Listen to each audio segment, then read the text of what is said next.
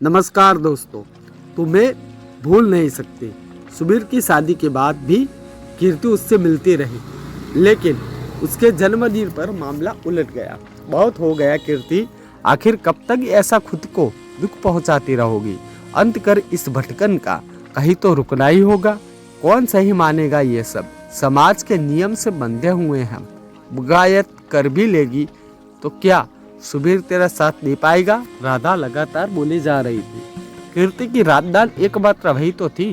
मैं जानती हूँ राधा, लेकिन कभी कभी ऐसा क्यों लगता है कि मन सब कुछ जानते समझते हुए भी अनजान बने रहना चाहता है।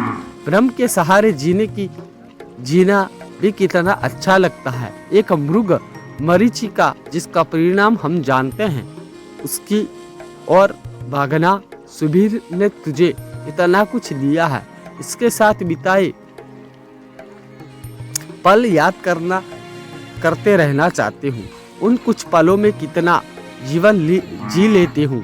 आज उस पर मेरा कोई अधिकार नहीं है, लेकिन मन यह स्वीकार करना ही नहीं चाहता कि सुबीर मेरा नहीं है। वह मुझसे बहुत दूर जा चुका है।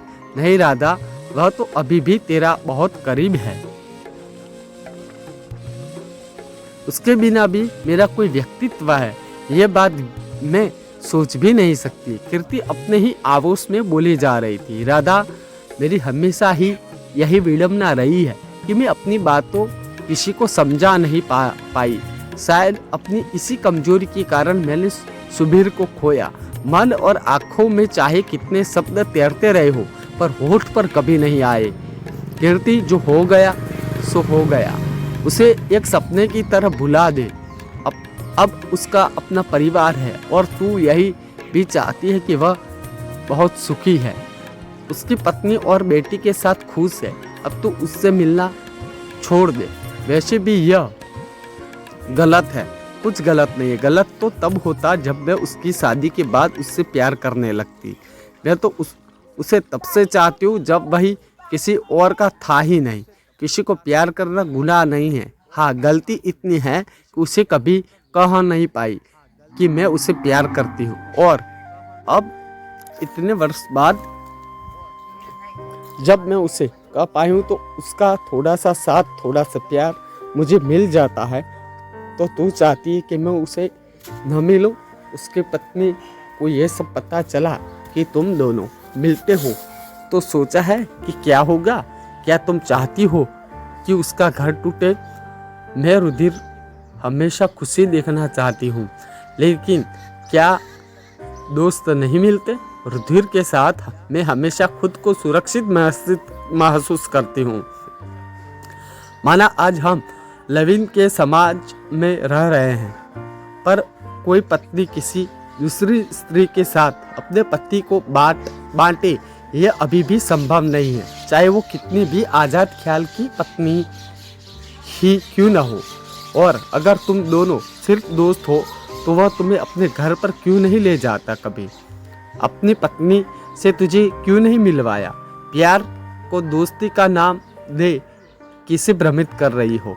राधा इसके सामने सवाल खड़ा कर चली गई, पर कीर्ति क्या करे?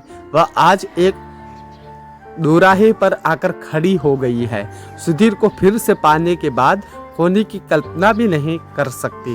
लेकिन क्या उसने सचमुच सुबीर को पाया है? सुबीर आज भी उसका है। यहाँ उस पर तो उसकी पत्नी का अधिकार है। उसे तो सिर्फ पल दो पल का साथ ही कभी कभी मिल पाता है। तब भी यही डर उन्हें घेरे रहता है कि कोई देख न ले। किसी से प्यार करना कोई गुनाह नहीं है, फिर प्यार के बीच शादीशुदा होने की दीवार क्यों खड़ी हो जाती है? सुबीर से भी तो उससे उस दिन यही कहा था जब वे दोनों घूमने गए थे। कीर्ति, सही और गलत का भेद हमारे समाज नहीं समझता है। मेरी शादी हो चुकी है, अब न तो मैं तुमसे शादी कर सकता हूँ, न ही खुले हम मिल सकता हूँ। लेकिन मैंने तुमसे कब कहा कि तुम मुझे घुमाओ या पिक्चर ले जाओ? मैं तो बस तुम्हें कभी कभी देखना चाहती हूँ, तुम्हें जी भर कर देख लूँ, मेरे लिए वही काफ़ी है। तुम समझती क्यों नहीं? मैं सब समझती हूँ। कभी कभी भ्रम के साथ जीना भी अच्छा लगता है। सच में कीर्ति, सब कुछ समझते हुए भी कुछ समझना नहीं चाहती हो तुम। पर क्यों? इसका जवाब तो खुद उसके पास भी नहीं है। सुधीर को भुलाने का क्या इतना आसान है उसके लिए? क्या भूल जाएगा सुबीर को? वह भी एक चक्रव्यूह में फंस कर रह गया है। न कीर्ति का साथ छोड़ सकता है, न ही अपनी पत्नी को धोखा देना चाहता है। उसने सोचा अब न तो सुधीर को फोन करेगी, न ही उससे मिलेगी। पर शाम होते ही उसका मन भटकने लगा। फोन कर ही लिया, इतने दिन मिले क्यों नहीं? उसने पूछा। मैं टूर पर गया था, आज मिलते हैं। कीर्ति आज ज़्यादा देर तक नहीं रुक पाऊंगी, मेरी बेटी की तबीयत ठीक नहीं है।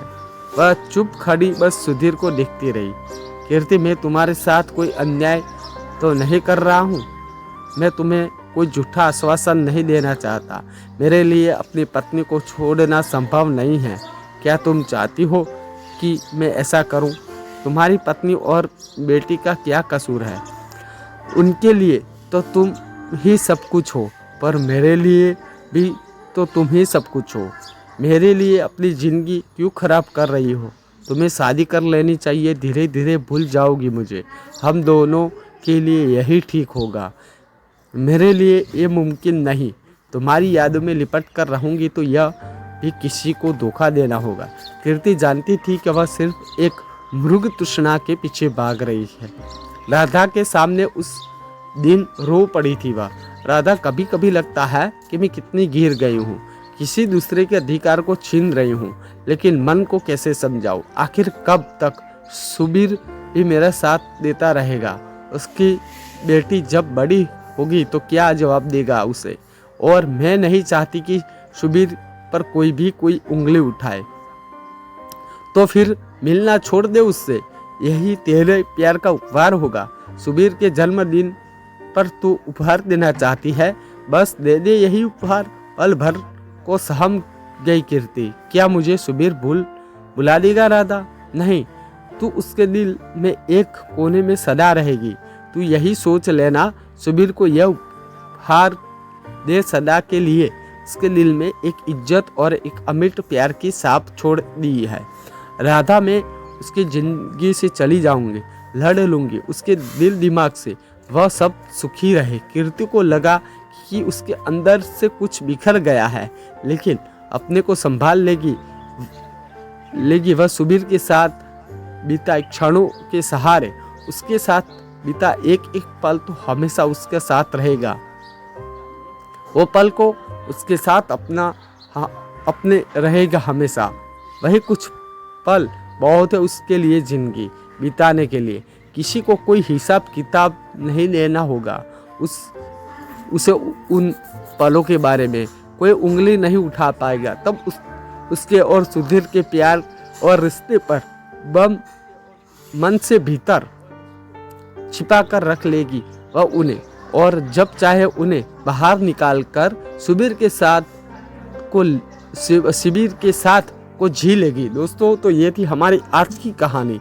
ये कहानी आपको कैसी लगी वो हमें कमेंट कर ज़रूर बताइएगा। साथ ही इस कहानी को अपने दोस्तों के साथ, परिजनों के साथ ज़्यादा से ज़्यादा शेयर कीजिएगा। चैनल को सब्सक्राइब कीजिएगा। मिलते हैं